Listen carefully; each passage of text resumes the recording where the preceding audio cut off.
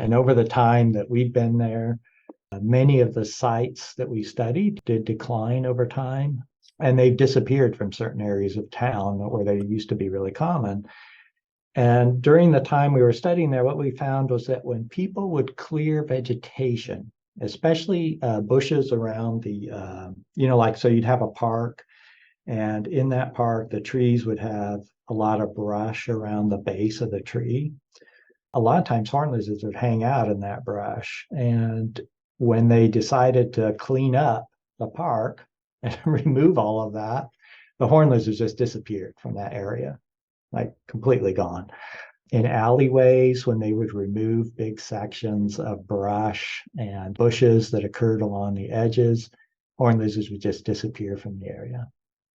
And so we put out a bunch of temperature loggers and different microhabitats that they hang out in, and found that, unsurprisingly, really, is that during the summertime, if you're in the open, there's about 5 hours during the day where the temperature on the ground gets above their maximum temperature limit, right? The maximum they can withstand before they'll start to die.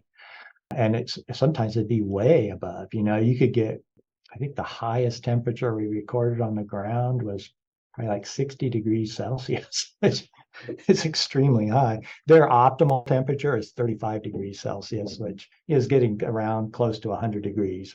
So yeah, the idea is, they would remove vegetation. Basically, it just creates a situation where they then can't cool down.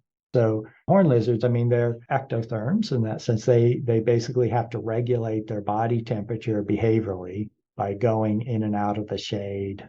And when they don't have a place to get out of the sun close by, that's really bad. Obviously, they'll either die or leave the area. And so we would find, like, in alleyways, that's where the highest densities of horned lizards would occur.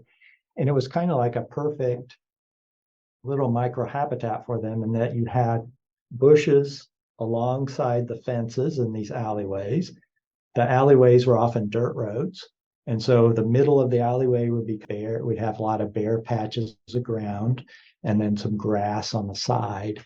And that was perfect, right? They could come out, eat, thermoregulate in the open, get warmed up, but then there was a place to cool off just a couple feet away. Everything was really close together that way. And so they could warm up, they could cool off, they could forage, all in this area that was like kind of perfect for them, it seemed like. And they definitely occurred at very high density in the alleyways compared to open fields. Open fields, their densities in those areas in town were more similar to what you would see in a natural area. And I think it's just the distribution of thermal refugia in a big open field is more spread apart. And so in order to get to an area to cool off, potentially from where you're eating ants, you have to move a lot further. And so you have those kind of travel costs of moving between, places where you're eating versus where you need to cool down versus where you maybe need to hide. Once those areas get too spread apart, then it becomes less optimal. Landscaping is a big deal.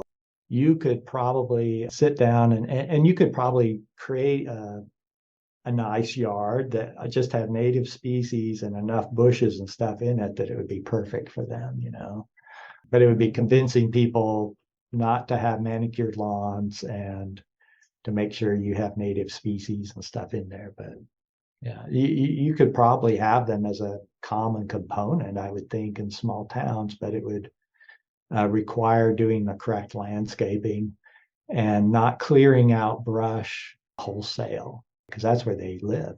They need that, right? They won't stay if that's